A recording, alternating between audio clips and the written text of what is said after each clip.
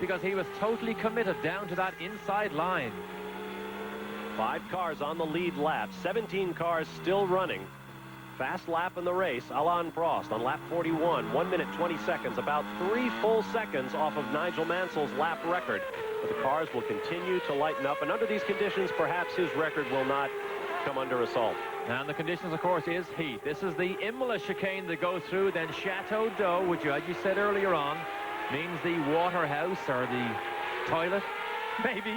Water tower. Water tower, yes. Company. Well, water house. You never know. But look at Damon Hill now again under braking. They're still behind Derek Warwick. It seems to be only on the straight, on this long 190-mile-an-hour straight, that the Williams is actually able to get by the footwork car. And that could be a very encouraging sign for the footwork team from here and in the future. This is this long right-hander. They pulled 3.5 Gs through this corner. But here's the telltale blast of horsepower here. Look at this. Up behind Derek Warwick, pulls out and sails along on the inside. But Damon Hill now needs to follow him through. And he does, getting to Warwick right at the corner. The scary thing for the man running in second place is he knows that Warwick sees Prost. He hopes that he sees him. And you have to commit yourself to go down the inside and then just hope and pray that the other driver does see you and doesn't collect you on the inside. Martin Brundle in for his second stop. Third place car in the pits. We saw Schumacher make a second stop earlier. He had 2 sets of A's on. He wasn't happy, and he's put B's on. B's are the softer compound. It'll be interesting to see if James Allen can get down there and see is that the same thing that Brundle is now chasing. More speed from softer tires. Fast lap of the race now goes to Michael Schumacher. We are under 1 minute 20 seconds for the first time in the race. Perhaps Nigel's record will be broken after all. There's the village of Manicourt in the distance. The action is at the racetrack. We'll be right back. She was a physical therapist, working with car accident victims in a hospital in Sweden 40 years ago. Yet Margit Ingela continues to save lives the world over. The reason? She instilled her horror of accidents in her husband, who happened to run a car company called Volvo. You may never have heard of Margit Ingela, but maybe you've seen the monument they built to her.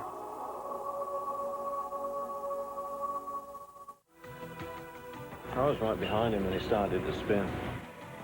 I know the feeling, nowhere to go, right? 2 champions sharing a winning formula. Haviland, Formula 3. Very unpleasant on an oval, I'd think. Some people just can't get it right. Even at Indy? Oh, especially at Indy. Complete professionals who rely on the same complete protection you can buy right off the shelf. Haviland Formula 3 motor oil from Texaco. Perhaps I should follow you then. Not a bad idea, Nigel. The new Toyo 800 Plus all-season touring radial is Toyo's finest tire, designed for superior driving comfort, a very quiet ride, and long tread life. The Toyo 800 Plus comes with an 80,000-mile warranty. Now, we've got to admit, Michelin offers a similar warranty, and so does Bridgestone. 3 superb tires. So, what's the difference? See your nearby Toyo dealer, and he'll explain. Gladly. Toyo tires, driven to perform. Moments ago, you saw the village of Manicourt from the outside. Here's what it looks like up close. An ancient town dating back to the 12th century with some beautiful homes and some not so beautiful sights. This was actually a blacksmith, a public blacksmith stand in the village square. At the racetrack, that is the car of Jean Alesi as the Ferrari is backed forlornly into the garage. Gerhard Berger remains on the racetrack, but he is 2 laps down in 16th, make that 15th place now that his teammate is out. Now you're on board with Michael Andretti, who has been pounding around the racetrack. He is presently shown in the 8th position. To give you an idea how fast he's going, his last lap, which was his best, was a 1 minute 22.1. How fast is that? Well, Damon Hill's last lap was a 1 minute 21.4. So Michael is only 0.8 off the Williams cars who are running away with this event. So Michael is now chasing Eric Comas for 7th place. And then he's very close to a points-paying position, and he is considerably faster than Barrichello at the moment. See that fluid? That is not rain. That's Eric Comas right ahead of him.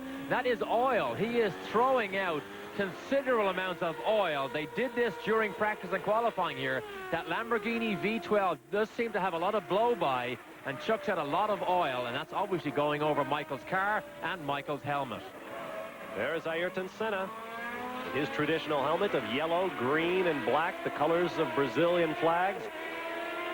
One of the Benettons running behind him. I think it was Ricardo Patrese. He just went around. Obviously, he would have seen Martin Brundle peel off and go into the pit lane. We just saw that was Schumacher. Schumacher has just gone down the pit lane. Yes, there he is. In again. How many stops is this? No, it's Patrese. It was Patrese. I even got a fright when I saw that happen behind. You just saw the yellow car peel off at the top of the picture. But Patrese, a quick pit stop. And an exit from the pits with authority, one might say. Now, Ayrton Senna shown in third behind Prost and Hill. Schumacher trails Senna. Martin Brundle is now in 5th position. Barrichello still runs 6th. Eric Comas 7th, and Michael Andretti 8th. But hopefully Michael will be around the apparently somewhat disabled car of Eric Comas, who, as Derek mentioned, is throwing oil out the back.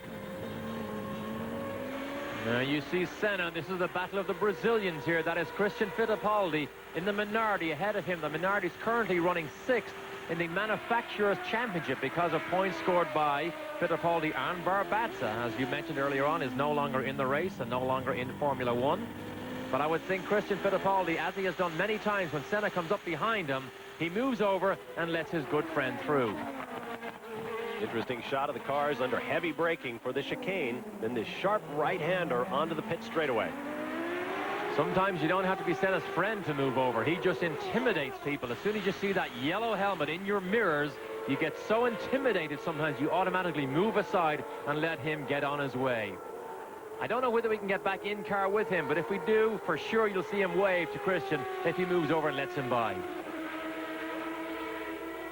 Coming up on the passing place at the end of the straightaway, that tight Adelaide hairpin. I don't know if he can do it from this far back, but he's going to try. See if he waves. He doesn't wave. He does wave. Thank you. Always the gentleman. It took him actually a long time to get by. We saw him follow him almost a complete lap. So you can see they're both Ford engine cars. In race conditions, you can see that the McLaren, for all its sophistication, is not that much faster than the Minardi. And the Minardi really is one of the more, I don't want to say older cars, but let's say less sophisticated cars than a McLaren. Certainly one of the more financially strapped teams. The Minardi team, as we mentioned, will drop Fabrizio Barbazza. This is Michael Andretti in the pits. Headed your way, James Allen. Okay, we hope this is just a normal pit stop. We see they go out to wipe his visor, get some of that oil from the Lamborghini, gets it sideways, drops the clutch, and everything is safe. He's back in the fight. Michael came in 8th place with a 13-second gap over Christian Fittipaldi. Yeah, he was only 13 seconds ahead of Fittipaldi. I'm sure Fittipaldi has made it past him, but now Michael is on softer, fresh tires. I said, well, maybe just fresh tires. Hopefully they're Bs. I'm sure they are. They're faster. So he shouldn't have any trouble catching Fittipaldi again. But Comas, again, is the man he needs to drag himself up to. There's Comas right there. As you saw from the graphic, Ruben Barrichello in 6th place is a lap down behind Prost, Hill, Senna, Schumacher, and Martin Brundle. We'll be back with more live coverage of the Formula One Grand Prix of...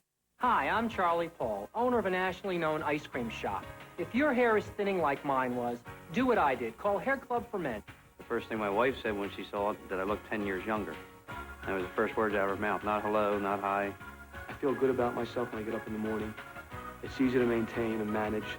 So call now for your free video on Hair Club's developments in dealing with thinning hair. To help our clients, see how this free video can help you too. You can enjoy the world of beauty, excitement, and adventure. All these and more can be yours in the wonderful world of art. And with this art test from Art Instruction Schools, you can find out if you have the interest and desire needed to become a serious art student. So to get your free art test without cost or obligation, Call this toll-free number now. Call 1-800-633-3400. That's 1-800-633-3400. Hello, this is John Independence Day Miller. This week, ESPN Sunday Night Baseball goes to Philadelphia. What better way to spend a holiday than with America's national pastime on the 4th of July and those patriotic Philadelphia Phillies with All-American clean-cut types like Len Dykstra, John Kruk, Mitch Williams. Join Joe Morgan and me Sunday at 8, 5 Pacific for the first-place Phillies and the Padres and all the fireworks.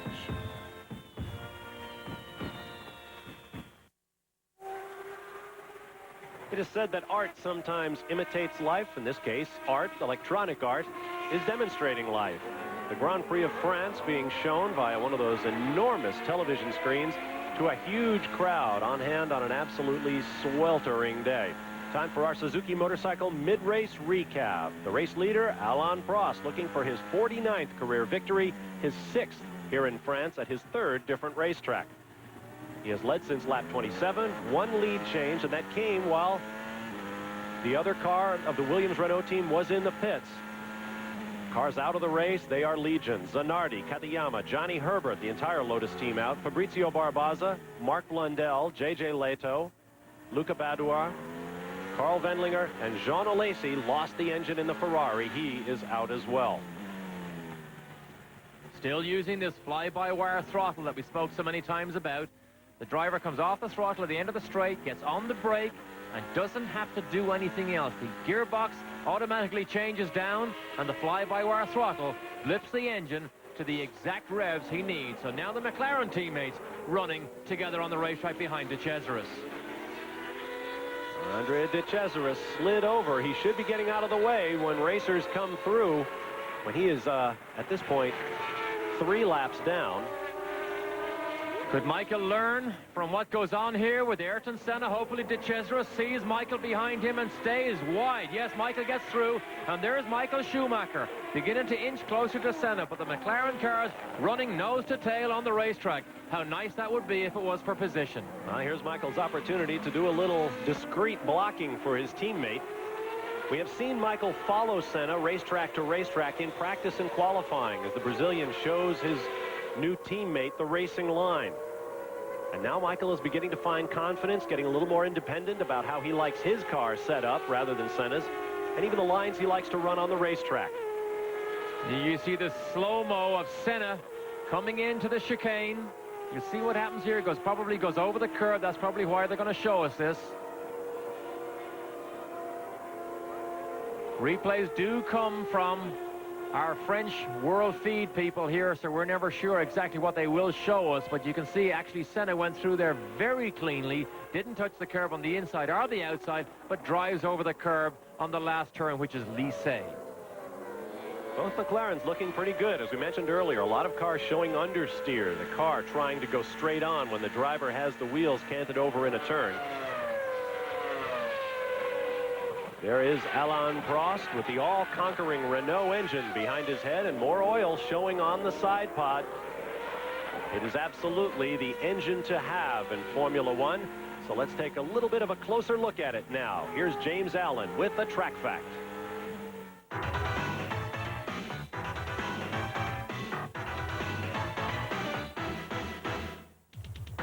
We've been talking all season about Williams-Renault's advantage over its opposition. But what is that advantage made up of? Well, in chassis terms, there's very, very little to choose between the Williams and the McLaren. They're both modern, state-of-the-art Formula One designs. No, the real difference is raw power. Renault has developed an engine which gives around 800 horsepower at 15,000 revs. That's an 80 horsepower advantage over its main rivals, Ford and Ilmor. It features Renault's pneumatic valves, first introduced in 1986, and Renault was the first manufacturer to introduce pneumatic valves to Formula One. Since then, Ford has followed. It's a 10-cylinder layout with fuel injection, and they've just introduced a new electronic throttle system which smooths the transition from braking into a corner to putting the power on through it. In fact, Renault could have more than 800 horsepower if they wanted to, but they choose to go for a smooth power curve all the way up the rev range. Whereas the V8s are choking at the very top of their rev range, the Renault is giving power smoothly all the way through. A note of caution, Well, the new right-wing French government in France is committed to privatizing the big state-owned firms, and Renault is #1 target for them. That could mean a big cutback in budget in the future. I really didn't want my husband to color his gray hair. But then I discovered this, the hair coloring called Just for Men. And now he looks better than ever. Simply apply Just for Men, and in 5 minutes, rinse. Just for Men blends away the gray for a totally natural look. No wonder 8 out of 10 women prefer the Just for Men look to the gray look. It's like you took off 10 years. And in just 5 minutes. Just for Men. She'll love the way you look. 1 gram of cocaine costs as much as a boombox. 3 grams of cocaine costs as much as a TV. 7 grams, a trip to Paris. 1 gram a week for a year, a new car. If you're on coke, everything you work for is disappearing. Right under your nose.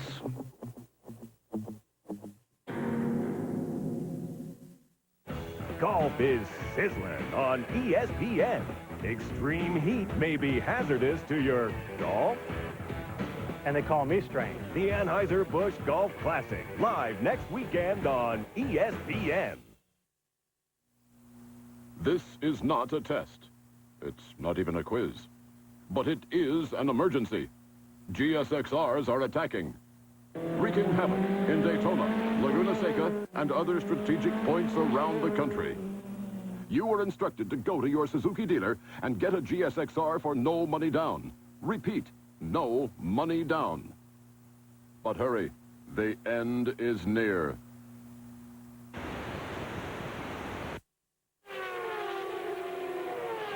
Great seats as you're watching live coverage of the Grand Prix of France here on ESPN. Alain Prost leads. You see those behind him, including his teammate Damon Hill. A great dice for the overall lead in this race between the Williams-Renault teammates. And then a huge gap back to Ayrton Senna running in 3rd place in the McLaren Ford, followed by Michael Schumacher. There is Ayrton Senna. Behind Schumacher, it's Martin Brundle in the Ligier. Rubens Barrichello continuing to hold down that much-needed 6th position for Eddie Jordan's team. And Eric Comas, Michael Andretti, Christian Fittipaldi, and Riccardo Patrese round out the top 10. Philippe Ayot, Terry Boutsen, Derek Warwick, Aguri Suzuki, Gerhard Berger, and Andre De Cesaris, the only other cars still running. And you can see Michael moved aside. The one thing he would not want to do is to block Schumacher's battle against Ayrton, even though it was his teammate. I just don't think Michael would block. I think he would move aside and let them get on with their battle. But here is the interesting thing. Since Michael stopped and got new tires, he's actually running faster than ever. Ayrton Senna's last lap was a 1 minute 20.7, and Michael's was a Michael's was 20.7, and Senna's was 20.5. So Michael now is running nearer the leader's pace and nearer to Senna's pace than he has all through the race. So look out the back of Senna's car. Michael Schumacher closing up. Oh, how many times have we seen towards the end of the race, Schumacher gets incredibly strong, and we see it here again. As the race goes on and on, Schumacher seems to get better. But this is shaping up here into an incredible scrap between the 2 Ford engine cars, Senna and Schumacher. Here's where Schumacher had all the trouble earlier on, but see now, he's very tight to the curve, and there's Michael, hangs on to both Ford cars. And this group is slowly closing in on Eric Comas, which will offer Michael the opportunity to battle for 7th place from 16th on the starting grid. You barely saw a shot of Comas as he went out of the top of the picture, but Michael was only 7 seconds behind him. Remember, he had that extra pit stop, which Comas didn't have, but Michael is catching Comas considerably faster than he was earlier, and now you see a real interesting and confusing split screen, forwards and backwards at the same time. This is not Disneyland. Or Euro Disneyland, for that matter, because that's not too far from here either. The field for this race was incredibly well matched. From 8th to 20th on the grid was 0.8 of a second. You're seeing some great battles. Schumacher closing up once again. Remember, Schumacher stopped 2 times. He did stop twice. He took the A's off and put B's on, which essentially are faster. Senna has only made 1 pit stop, so his tires will not be in as good a shape as Schumacher's. But whatever went on in the pit lane, it is giving us a great battle right here. Slow corner.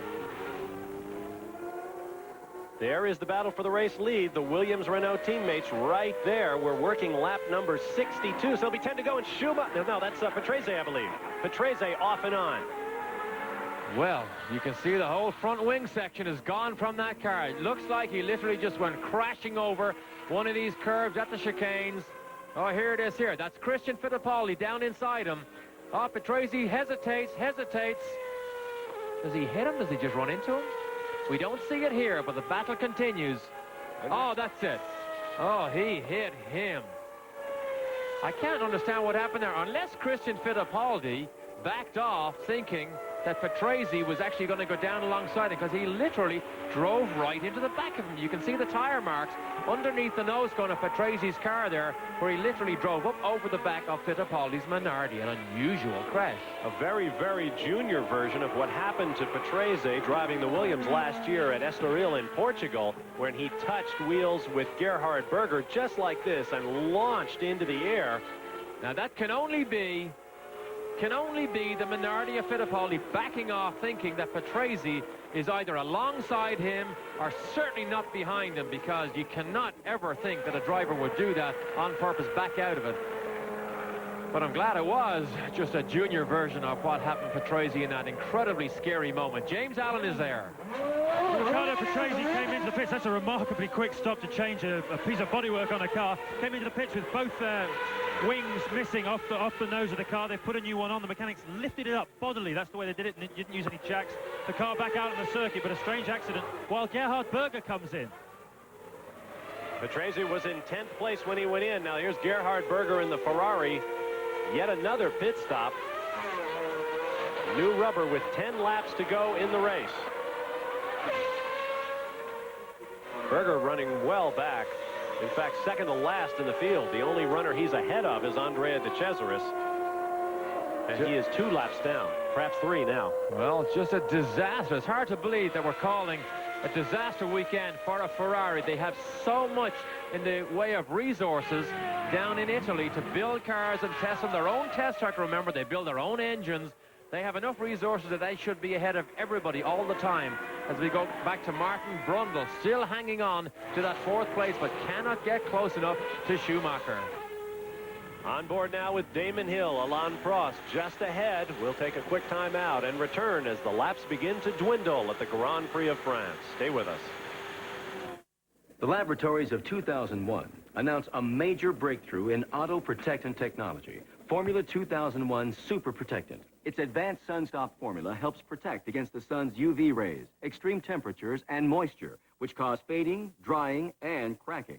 What's more, independent lab tests prove Formula 2001 provides a more brilliant, longer-lasting shine than Armor All on vinyl and leather. But what if your car's surfaces are already faded? We went to the Arizona desert to put Formula 2001 Super Protectant to the ultimate test. Watch what happens to UV faded vinyl, rubber, even dried faded leather. Get the new standard in automotive protectant technology, the one with 50% more active shining ingredients than Armor All. Formula 2001 Super Protectant with a fresh leather fragrance. And for the unique demands of tire care, get new Formula 2001 Tire Foam and Shine. Just spray and walk away. Get 2001 at these fine stores. This was the first engine treatment. But now there's a superior choice. T-Plus engine treatment. Here's why. PTFE, the stuff that virtually eliminates engine wear. T-Plus has 50% more, and T-Plus uses the best DuPont Teflon. Yet, despite these amazing advantages, T-Plus actually costs less than...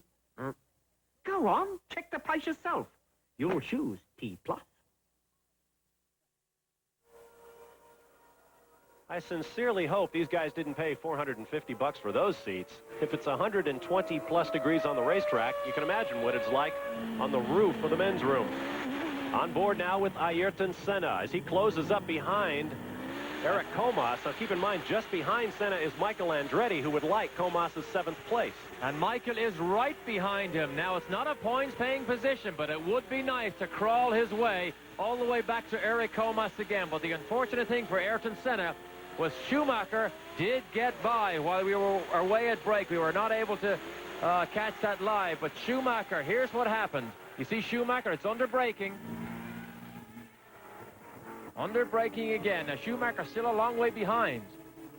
But watch what happens here. He closes right up through the chicane. This was his favorite corner here. This is the last corner, Lycée. Look, Schumacher goes down the inside, and he actually passes him along the front straight. You don't often see passes there unless the overtaking car is much more powerful and gets a great jump off that corner. So you have to wonder if there's a problem with Senna's car. Now he's having no luck at all at dealing with that LaRousse Lamborghini up ahead. This is the tight section. You can see Comas still able to stay ahead. Comas puffing something out of the back of that car. Remember, we thought he was spitting oil. Now it appears to be smoking a little bit on the downshift. Michael's right behind Senna. Right behind Senna. He wants to pass Eric Comas. Oh, look at this. Senna says, he's blocking me. Move him out of the way. Give a Frenchman a blue flag in France. Never happens. And off they go, uphill through Estoril. 5th gear, climbing the revs, up to 6th gear, under the Opal Bridge, up to 190 miles an hour. So he's secure in his 4th place, but look how much he loses to the Lamborghini V12 along the straight. That's why he cannot make a legitimate pass, because he's too far behind on these acceleration runs. That Lamborghini V12 engine, heavily subsidized by the Chrysler Corporation. We used to call it the Lamborghini by Chrysler. Now we're supposed to call it the Chrysler Lamborghini. Senna right up under braking. He'll be waving at the flagman again next time through. Now he's just waving at... Oh, he backs off. Now, where's Michael? This is what we got to see now. How close was Michael able to stay to that battle? And can he pass Eric Comas? Can't see it right now. We're still with Senna.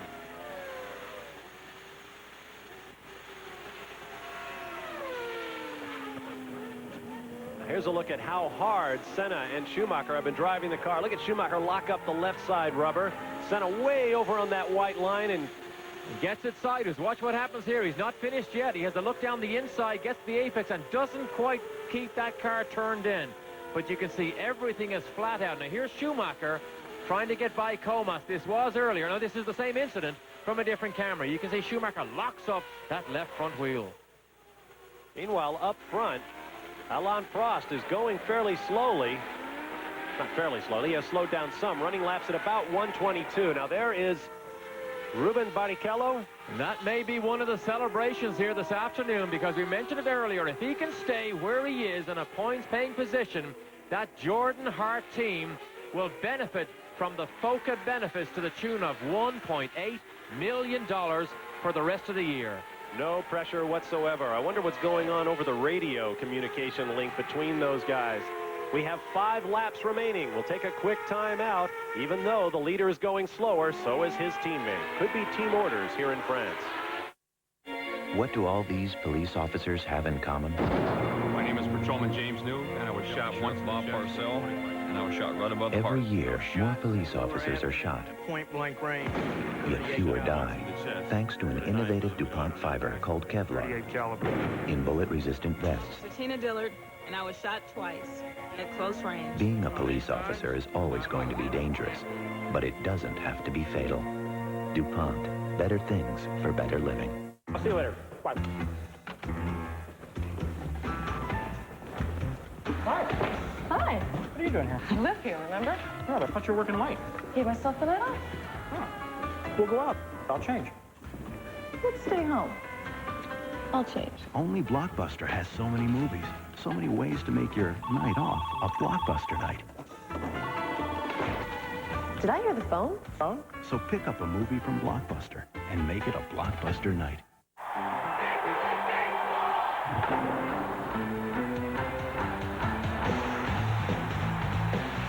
Major League excitement.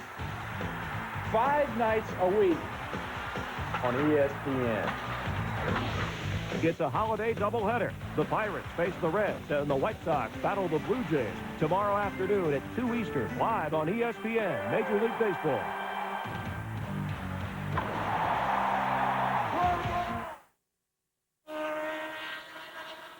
We are back live at the Grand Prix of France. There are the leading duo, Alain Prost and Damon Hill. A huge gap back to Michael Schumacher running in third place. He got around Ayrton Senna, who is falling back behind Schumacher. Big news for American race fans. Eric Comas has pulled into the garage. Michael Andretti is now in 6th position and closing up just 2.6 seconds behind 6th place Ruben Barrichello with just a few laps remaining. Well, we tried to bring you Barrichello's story and the celebration that would be with that team. There's Frank Williams. You see him just peeking over the top of his own personal scoring monitor and television monitor. But Michael Andretti may be in a position to challenge Barrichello for that last championship point. Here's a super slow motion shot of Ayrton Senna and Michael Andretti. Well, Senna got by. Oh, and the front wing, part of the front wing comes off, or is it the nose cover? Looked like it might have been the nose cover of that footwork car. It might have been that left front wing also. No, I think it was the nose section, because Warwick obviously got way too close to Ayrton Senna. 3 laps remain in the race for these two. And we mentioned Alain Prost has slowed. He's running laps at about 1:22.8 now, and his teammate Damon Hill slower than that. So it would appear that there are team orders. There is Michael Andretti now running in 7th place, and he can look ahead to the 6th place car of Rubens Barrichello. Just over 2 seconds behind him, and he has been running over a second a lap quicker than Barrichello up to this. Hopefully he can maintain that type of speed. He's in the 1:22s now, which has actually backed off a little bit. Maybe that was traffic. Maybe the new tires have actually worn out just a little bit. But Barrichello now and Andretti in a major fight. Some of the drivers setting their personal best of the race. Aguri Suzuki and Gerhard Berger have set their fast laps thus far. Overall fast lap belongs to Michael Schumacher, 1:19.258 seconds. Another scary thought for some of the team owners is one of the rules and regulations being talked about for next year or for the future was to have only a set number of engines available throughout the whole season and only a small number available during race weekend. Well, believe it or not, rumor has it now that this Renault V10 engine in race trim can do as many as 1,000 miles under race conditions. That is 5 times more than any other engine could ever hope to do reliably. And would work very nicely on a big oval in a 500-mile race. There is Rubens Barrichello just ahead of Ayrton Senna. Michael Andretti will want a shot. Just behind Senna, behind the car you're riding on board. Now elsewhere on the track, Philippe Ayot cuts the yellow, blue, and red LaRousse Lamborghini across Andrea de Cesaris's bow in the blue, red, and white Tyrrell. And that was Ricardo Patrese in the Benetton sandwich. Now we have more on Alain Prost's situation. Down in the pit lane, James Allen. Bob, I think there's no doubt that what we're seeing here is Williams' team orders. They've been lapping Hill and Prost consistently the same lap times, and then they're just running exactly the same times. They've slowed down together. But Silverstone will be very different because it's a very physical circuit. I've spoken to Patrick Head this week, and he says Alain Prost is having trouble physically controlling the car at Silverstone. Damon is much stronger. Will Hill be able to put a challenge at Silverstone? For the moment in France, it looks as though he's just being dutiful. All right, thank you, James. Actually, Alain Prost insists that he is in great shape as you watch the Williams brain trust out on the pit wall. Now you're on board with Ayrton Senna. Prost has revealed that he has been invited to ride as a guest rider in the Tour de France on the 20th of July. He'll do a 118-mile stage with 3 summits to climb, and he says he can't wait to do it. Okay, here we have Barrichello. That's him. 2 cars ahead of Senna. Michael is right behind Senna. They're about to start, I believe, their last lap. Michael needs to get by Senna if he's to have a chance to take that point away from Barrichello. This is the best race on the track right now. Up front, Prost and Hill will remain in 1-2 order. Hill was asked if there were team orders. He said, if I told you, that would give something away. Okay. we got news. He moved over. In fact, Michael was allowed through past Senna and, in fact, past Barrichello. So Michael Andretti is in the points-paying position as we speak, according to our scoring monitors right now. Great news for American race fans on Independence Day. Meanwhile, up front, through the chicane for the last time, Alain Prost with Damon Hill. Believe it or not, this will be the first 1-2 performance for the Williams team this year. Alain Prost thrusts his arms in the air. He has his 6th victory in his home Grand Prix. He has had a bittersweet experience with French journalists and French race fans because he chooses to live in Switzerland as a tax haven. But Alain Prost is French through and through. He loves his hometown soccer team. He now has 49 career Grand Prix wins, extending his own all-time record and drawing very close to what was once considered impossible, 50 victories. There is Barrichello. There is the 2 McLarens of Senna and Michael. The Ligier was the first through. Actually, Barrichello was behind. So Michael Andretti picks up the 6th and final points-paying position. Rubens Barrichello and the Jordan team lose $1.8 million in travel funds. And out on the track, the corner workers give the traditional flag-waving salute to the race drivers. And look at Alain Prost. I don't think I've ever seen him so demonstrative in the race car since clinching his world championship. I believe it was his first world championship, when he leapt out of his car and started kicking tires. Look at this. All the French fans go outside. They want to have a piece of this victory celebration. But Alain Prost, 2 hands off the steering wheel, and now he pulls the Ayrton Senna trick. Give me the French flag, and Damon Hill dutifully stops behind him. Meanwhile, down in the pit lane, James Allen. Well, I'm down here with Patrick Head, the chief designer, the technical director, in fact, of Williams. Patrick, a fantastic performance by both your cars today. Yes, very good, very pleasing. The elusive 1-2, as we haven't really managed it since, I think, the British Grand Prix last year, so or somewhere like that, so it's quite pleasing. Looking forward to Silverstone now. We're going to see more Williams-Renault domination.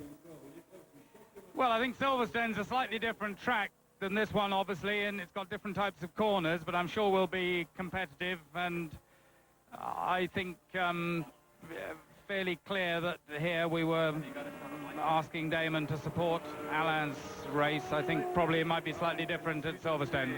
Patrick, thank you very much. Congratulations again.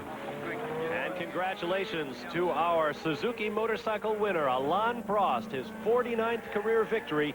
We'll be back live in just a moment.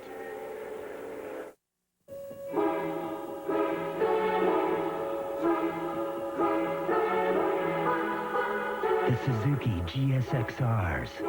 First, they win more road races than any production motorcycle in history.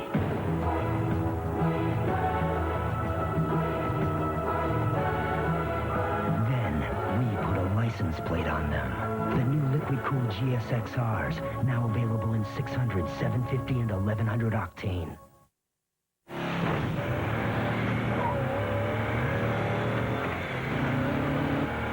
Here comes Jim, in for a pit. Jim, backyard's next.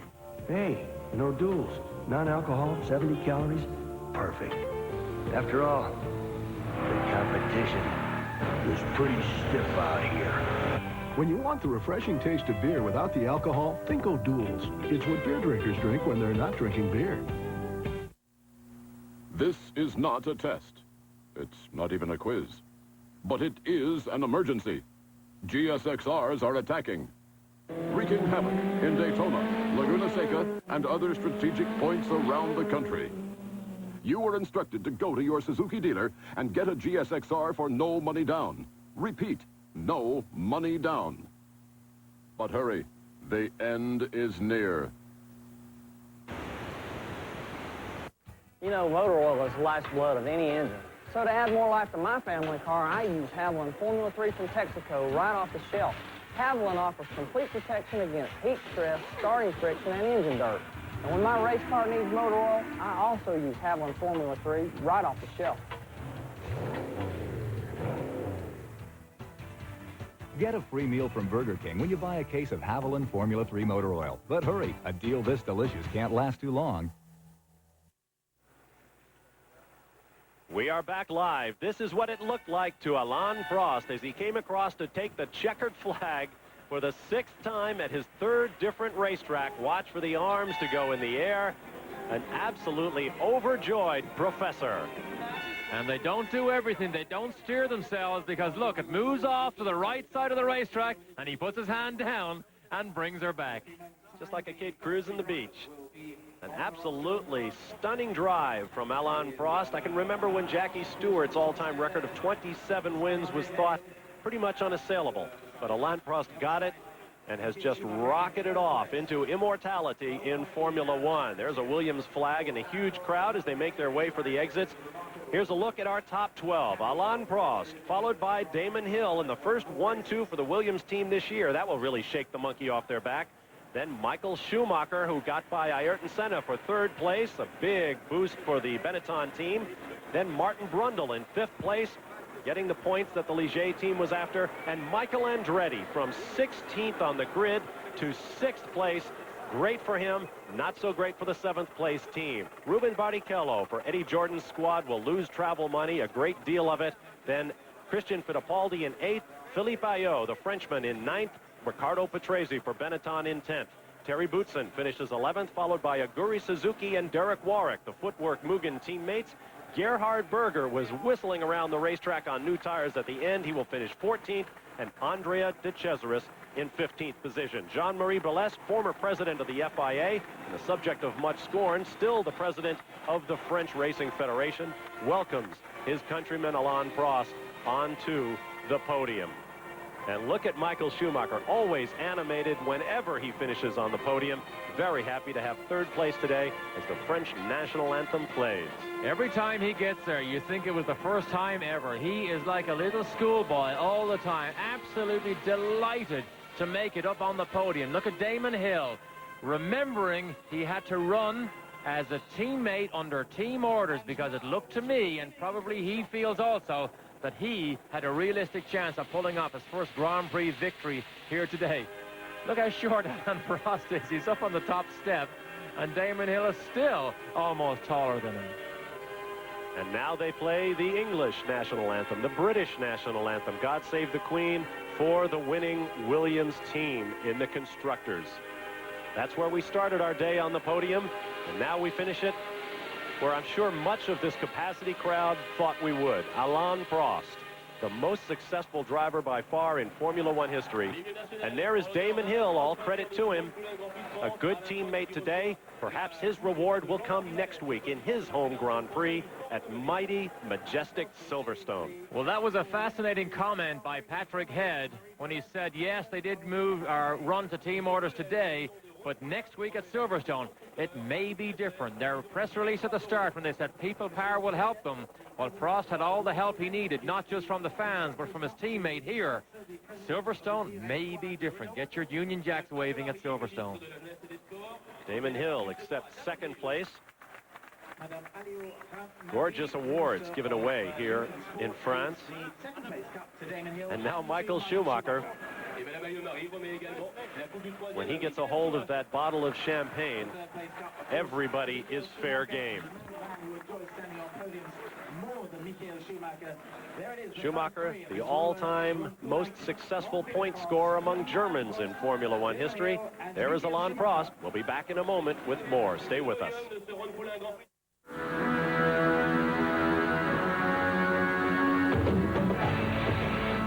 A revolution is underway. 1-800-COLLECT.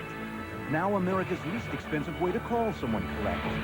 All across America, people are dialing it instead of 0 to make the long-distance charges easier for their friends and family to accept. They've been given the choice. They're making the change. 1-800-COLLECT. Tire foam protectant from Armor All. One spray, and even old tires look great. Kind of makes you wish we made car foam. Tire foam from Armor All. I got a new taste that's pure delight. New Pringles sour cream and onion light, that's right. Rich sour cream and tangy onion. Mmm, that taste is really something, cause the dip is in the chips, so delicious on your lips. Look, compare Pringles to regular chips. Pringles have less fat and they're less greasy too. The proof's in front of you. So grab a bunch of this, not that, and get a whole lot of taste and less of the fat. New Pringles sour cream and onion light, that's right. Once you pop, you, and you can't stop. Last year, Larry Loretti captured our hearts when he captured the U.S. Senior Open Championship. Don't miss this year's edition of the most prestigious event in senior golf, live on ESPN.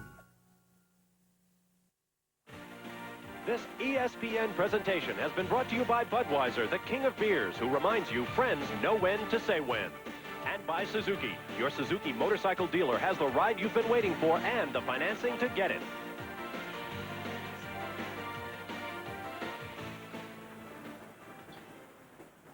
The 43rd running of the Formula One Grand Prix of France is now history. Here's another look at our results, which are now official. Alain Prost over Damon Hill.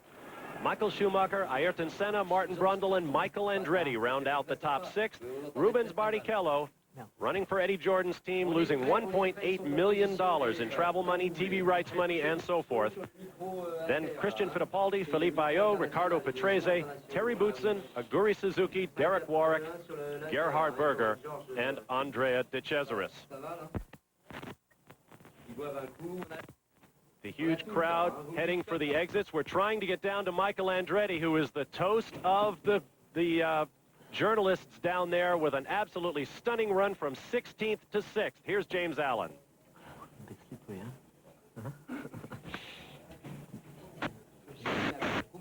Okay, we need to get him out of the garage in order for our James's microphone to work. Michael, that's the drive that everybody's been waiting for you to do in Formula One. You must feel very strong, very proud now. Well, I feel better about it for sure. It was a tough drive, you know, coming up all the way from, I don't know how far. I think going into turn 1, I fell back to like 19th or something. So it made my day long, but I was happy that I was able to go forward all day and not backwards. Well, it started out badly. You must have been kicking yourself when you had the electronics problem at the start. What exactly was the problem there? I don't know, something with the ECU, the electronics. So they had to change the black box, and after they did that, it worked okay. There's been some criticism in the past, but you were doing lap times the same as Prost and Hill all day today. It's a very strong run. Well, I think if I wouldn't have started so far back, I might have had a little bit better showing. But, you know, I'll take it after everything that happened this weekend. And Silverstone, you're going to be strong there?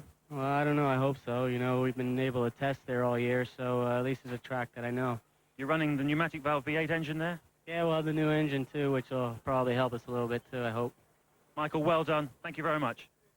Well done indeed, Michael Andretti, an Independence Day that he will remember for a long time, fraught with drama at the beginning, but he had a heck of a drive today.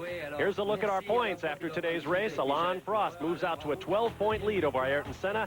Damon Hill solidifies 3rd place, but Michael Schumacher right there, 4 points behind, then Martin Brundle, Mark Blundell, and Johnny Herbert, who dropped out of today's race. In the Constructors' Championship, Williams well clear of McLaren, followed by Benetton and Ligier. Ferrari in 5th position. Checkered flag coverage of today's race will be coming your way on the 6th of July at 12 midnight. And our next stop, of course, will be mighty Silverstone for the British Grand Prix, and you'll want to be with us for that. Coming your way live next Sunday here on ESPN. I'm Bob Varsha, along with Derek Daly and James Allen. We're glad you had time to join us today on Independence Day. Derek, your thoughts on the event? Well, I think we had a bit of everything here. Team orders and domination by the Williams team, but a tremendous fight with Schumacher and Senna that Schumacher eventually squeezed his way by. Brundle was a bit lonely, but the drama of the Barrichello and Andretti situation at the back really capped the day. There is Alain Prost, his 49th victory. Could the magic number 50 be coming next week? We'll see. So long, everyone. Sports Sunday coming up next with Chris Fowler.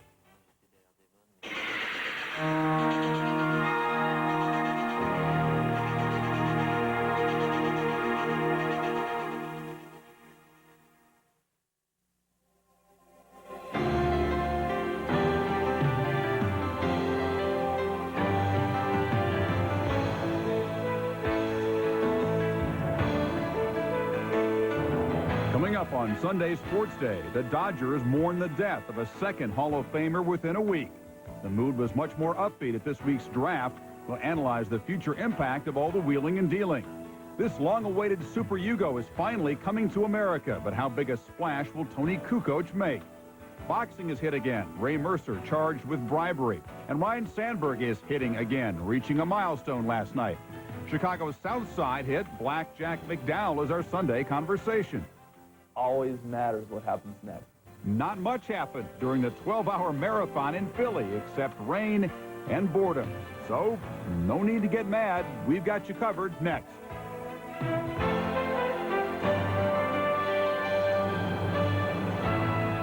Good morning and happy Independence Day. I'm Dick Schaff and welcome to Sunday Sports Day, July 4th, 1993. 2.5 hours of news, views, reviews, and previews, highlights and sidelights, cheers and jeers. The 4th of July has never been Great Britain's favorite holiday, and with a German the women's champion of Wimbledon and an American certain to be the men's, the Brits are unlikely to start honoring this date. If it's any consolation to them, however, on the morning of this most American of holidays, 2 baseball players are batting above 400, a rare feat at this time of year. One of them plays for a Canadian team, and the other is a Venezuelan. So much for chauvinism. Chris Fowler is sitting in for Robin Roberts, ready to guide us through our opening hour, Sports Weekly. And Chris, who made the dumber pitch? Jose Canseco to the Boston Red Sox or Ray Mercer to Jesse Ferguson? Good morning, Dick. You always pose such interesting questions to start the show. Canseco, I guess, that's criminally stupid, and Ferguson, you could say that was stupidly criminal, at least allegedly. Both, worst-case scenario, could end up costing these guys millions and possibly their career. Well, at least we know that Canseco had a career. We weren't certain about Mercer. All right, we'll cover about both of these stories later on this morning, but first we begin on a sad note. Once again this Sunday morning, the baseball world is in mourning for a former Dodger great. A week ago, Don Drysdale was eulogizing his former battery mate, Roy Campanella, a fellow Hall of Famer. Then late Friday night, it was Drysdale himself who suffered a heart attack and apparently died in his sleep. He was found yesterday afternoon in his hotel room in Montreal.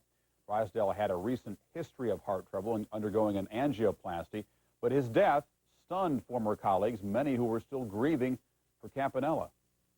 Friends, we've known each other a long time, and I've had to make a lot of announcements, some more painful than others, but never have I ever had been asked to make an announcement that hurts me as much as this one.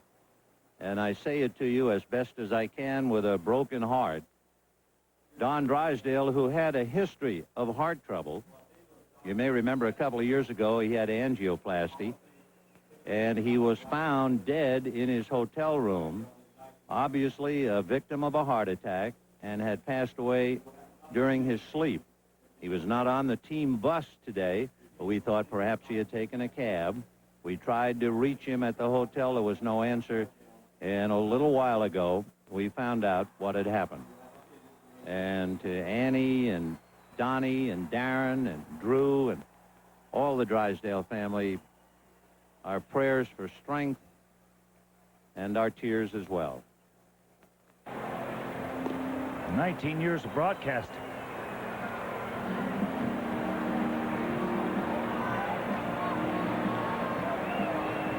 It's the toughest thing I've ever had to say, that ESPN radio is reporting that Don Drysdale is dead at the age of 56. He was a great, great man. It's a shock. I can't believe that Don Drysdale is dead. I cannot believe it. He was just with us not too long ago. Walked around strong, happy. The first that happened to him, I called the players in. I found out about 10 minutes before the game. I called the players in and told them. And we all together, we prayed for him. He was a good man. Great man. It's going to be a severe loss to he loved the Dodgers very, very much. He loved his family very, very much. What a guy. I'll tell you one thing.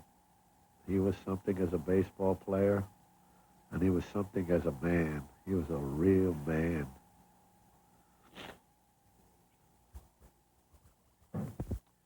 Drysdale was the 1962 Cy Young winner. He formed one of baseball's most fearsome pitching tandems along with Sandy Koufax. He'd been a Dodger broadcaster since 1988. Drysdale was a few weeks short of his 58th birthday. He's survived by 4 children and his wife, Basketball Hall of Famer Ann Myers. Later in this show, a look back at the life and career of Twin D. And Sunday Sports Day will continue right after this.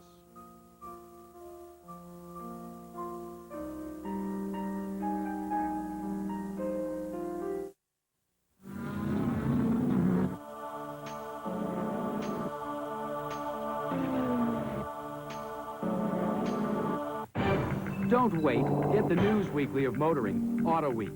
Don't wait for driving impressions. Auto Week drives them all and tells you about them first. Don't wait for car news. Auto Week covers the world. Auto shows, the new, the old, and brings it to you fast. Don't wait for racing news. Get the news weekly of motoring. Auto Week brings you the winningest coverage first. Don't wait. Get Auto Week, the news weekly of motoring, now. Call 1-800-828-4100 for a full year. 52 issues at the special TV price of $19.95. Just 38 cents an issue. Save $80 off the cover price. You've thought about it. Stop waiting. Do it now. Call 1-800-828-4100 for the news weekly of motoring.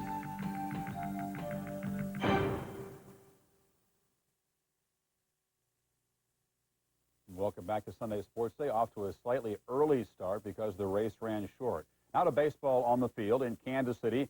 Gary Gaetti won a ball game with about a 50-foot hit Friday night. Last night, his hit traveled about 390 feet, but the result was the same as the Royals snagged a share of first place. David Cone and Jack Morris, 2 tough competitors, both pitched well. 2-zip Royals in the 7th. Cone had a no-hitter through 6. Olerud, the base hit. Takes a 400 hitter to break up the no-hitter. Then with 2 out, Pat Borders doubles to right. Olerud and Tony Fernandez tie the game at 2 in the bottom of the 8th. 2 outs, and Gary Gaetti, there it is. A good pitch from Morris. He got the ball down and away, but Gaetti went down, got the barrel of the bat in the ball, and hit it out. He drove in another run with a ground out. Cone, a 3-hitter, through 8. He walked 5, but struck out 6. Jeff Montgomery saved his 24th. So Kansas City moves up into a tie with the White Sox for the AL West lead. In Seattle, more late heroics. Andre Dawson, home run at the top of the 9th to win it. Norm Charlton's first pitch hit out by Dawson. He has an 11-game hitting streak. Mike Greenwell has a 13-game hitting streak. The Red Sox over 500 for the first time in also a month. Another painful 1-run loss for the Mariners. They have dropped 19 1-run games this year. In Anaheim, the Tribe went for 8 in a row. Glenn Allen Hill leads off the top of the second. 1-zip Cleveland. Hilly Hathaway serves it up. The long fly ball. Chad Curtis is back. Not going to get it. Number 4 for Hill. 2-zip Indians. Angels tried to come back. Bottom 5. Rene Gonzalez against Jose Mesa. The base hit. Greg Myers rounds third. Kenny Lofton comes up throwing to Junior Ortiz. He is out, says umpire Larry Young. Tribe wins 5-3. They extend the longest streak in 7 years to get another win. Hill says the Indians feel they can keep it going. He said, quote, 20, 25 straight. Why not? Easy, big fella. But the Tribe are now within 9.5 of the Jays, even though they're still in 6th place. Fireworks night in Mile High on 2 counts. Cubs and Rockies, top of the first. Ryan Sandberg with the ground ball. Eludes Eric Young. They call it a hit somehow. 2,000th of Sandberg's career. It's 2-1 Cubs in the third. Sammy Sosa walked in the first, trying for the National League record. Consecutive hits at 10. Doesn't get it. The fly ball. Bottom of the 9th. 1 out. Cubs up 4-2. Randy Myers in relief walks Jim Tatum. That was a bad omen. Next batter, Vinny Castilla, the base hit. Then Charlie Hayes singles to right. And Danny Schaefer delivers a base hit. Finally, after a walk, the game is tied at 4. Dante Bichette wins it with the fly ball to deep right field. And Myers blows just his 2nd save in 27 chances this year. Almost 64,000 go home happy after watching the fireworks. Post-game, Rockies snap a 5-game losing streak. You couldn't blame the Padres and Phillies for feeling a little bit groggy. Just 14 hours after the end of Friday's 12-hour rain-delayed all-night doubleheader, they were back at it last night. That starts off our Saturday baseball wrap at Veterans Stadium.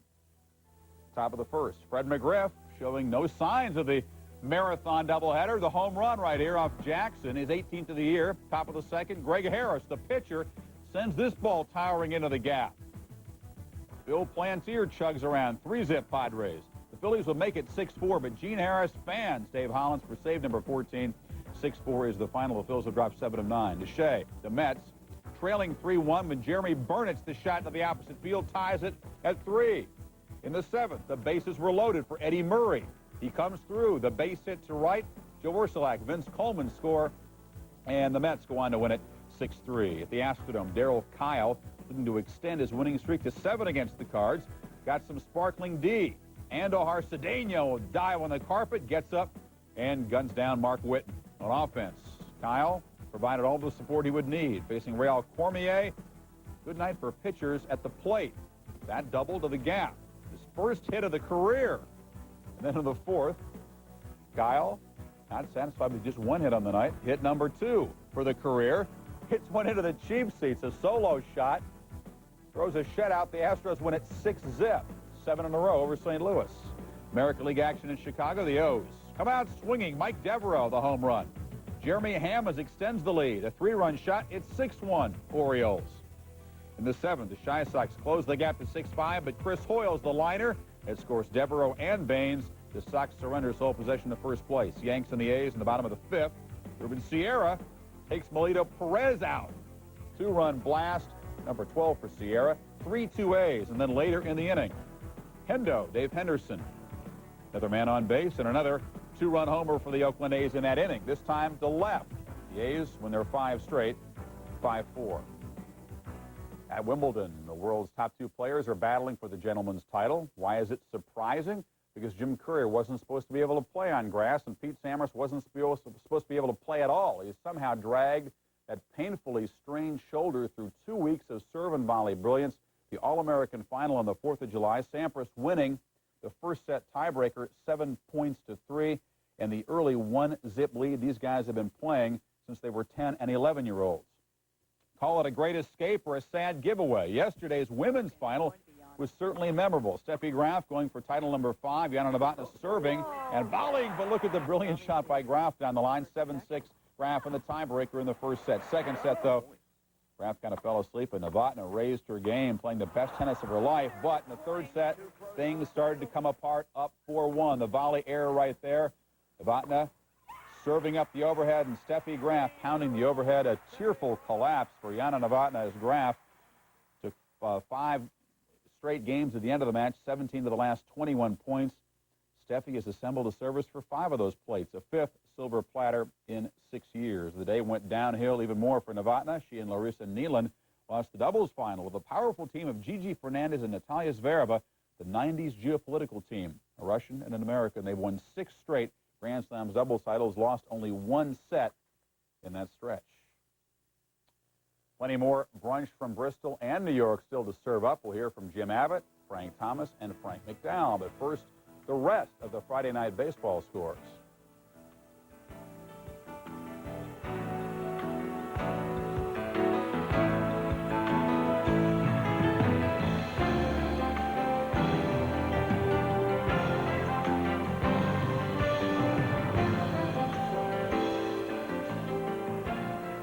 Coming up, Dick and I touched on it, another blow for boxing, a possibly fatal shot to the career of a once promising heavyweight, gold medalist Ray Mercer.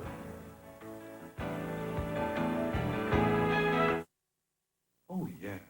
Consider the interest you're paying on your credit card. Thanks to Smart Rate from the Discover card, there's a chance to go lower.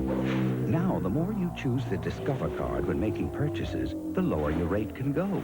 And since there's still no annual fee, that's a whole new bottom line.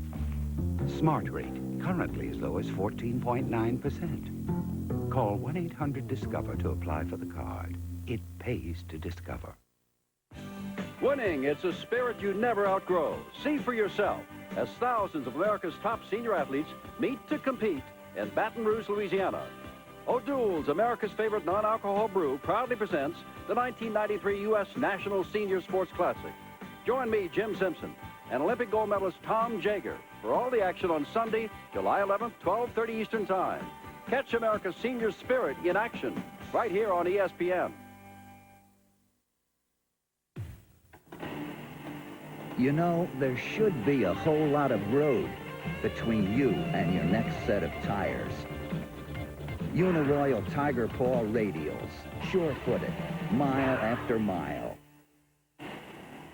If you're looking for tires that will last for miles and miles, we've got your number.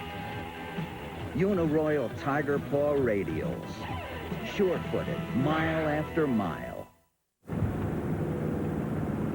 Whenever my mom or dad are around, we usually do try to make time to go see sights. It is on Old Street. And then after that, you just want to get ready to play.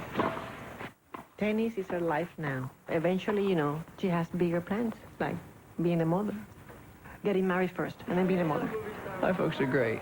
I wouldn't be where I am if it wasn't for them. The cheese. I like to pick her boyfriends, too. Mom! But she won't let me. Sports Weekly is brought to you by the Discover Card. It pays to discover, the card that pays you back. And by O'Doul's from Anheuser-Busch. Premium beer taste without the alcohol. Now, boxing is used to taking punches, but the blow delivered this week, the indictment of heavyweight Ray Mercer, may be among the most damaging ever. In a week that saw one former champion, Mike Tyson, turn 27 behind bars, and another, Roberto Duran, struggle to show flashes of his old form. Mercer was formally accused. Jack Edwards reports on this latest black eye. The arraignment of heavyweight contender Ray Mercer is just another reminder of boxing's seedy reputation. A grand jury in Manhattan brought the indictment after hearing an enhancement of a videotape of Mercer's loss to Jesse Ferguson last February. It is alleged that Mercer offered to pay Ferguson $100,000 to take a dive, clearing the way for a championship bout with Riddick Bowe. The loss cost Mercer a $2 million payday. If convicted, he could spend 7 years behind bars. What they do, they break it down into 4 separate tracking systems. So we were, with the subpoena from the grand jury, able to get into those tracking systems and listen to them. And it was very clear to the investigators and apparently the grand jury that those comments came across in the hearing in which Mercer was offering the money for Ferguson. Ringside media wondered if Mercer's words were just trash talk or the act of a desperate man. I think it's a low blow. I think there's no doubt in my mind that Ray Mercer probably said something along the lines of, you know, like, stop hitting me, I'll give you a lot of money. But basically, if Muhammad Ali had said that to Joe Frazier, we wouldn't be standing here. We'd be taking it as a joke. This goes beyond trash. This goes beyond, you're going to fall. I got you. You're mine. This goes beyond that and into another land, the land of the state troopers and the DAs and an investigation of something that's highly illegal. Only in boxing could such shenanigans enhance an athlete's marketability. This week, matchmakers at Top Rank were scheming to sign Mercer and Ferguson to another fight. Named what? Battle of the Bribe 2? It's strange. It's bizarre, but that's boxing. Truer words were never spoken. From the perspective of a prison cell where he spent his 27th birthday this week, Mike Tyson sounded apathetic about jumping back into the ring. In an interview with Montel Williams, Tyson indicated the only present he wants is vindication via a new trial. When I get out here, you think I'm 28, 29. What can I do? Who can I fight? Me being 28, 29, who can I fight? And I've been fighting all my life. Since I was like 12, 11 years old, I've been fighting. Now I'm 20. People may say, well, he's still healthy. He's 28 years old, 20.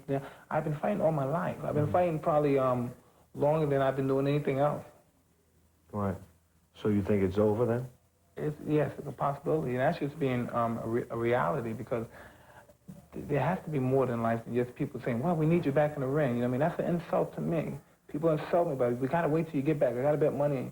They have no kind of emotional feeling for me as a person. Tyson's sentence is scheduled to run through April 95. A 3-judge panel has not indicated when it will hand down a ruling on his appeal, which was originally due a month ago.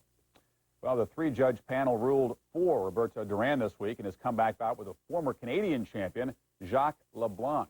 Tuesday in Bay St. Louis, Mississippi, Duran, at age 42, trying to come back and showing only a shadow of the former skills, but more than enough to win an uneventful unanimous decision over the Canadian.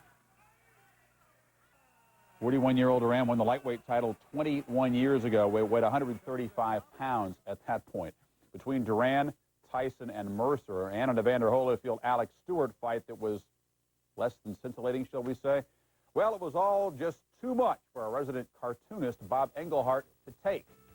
He throws a flurry of jabs at boxing in this week's View from the Last Row.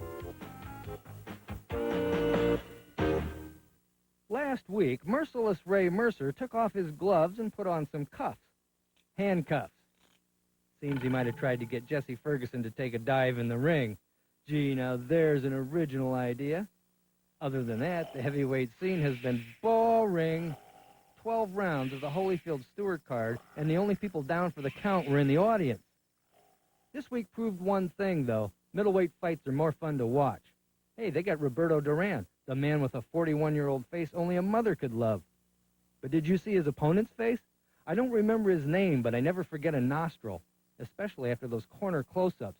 It was like watching open heart surgery. But the real showman was Vinny Pazienza. He looked like the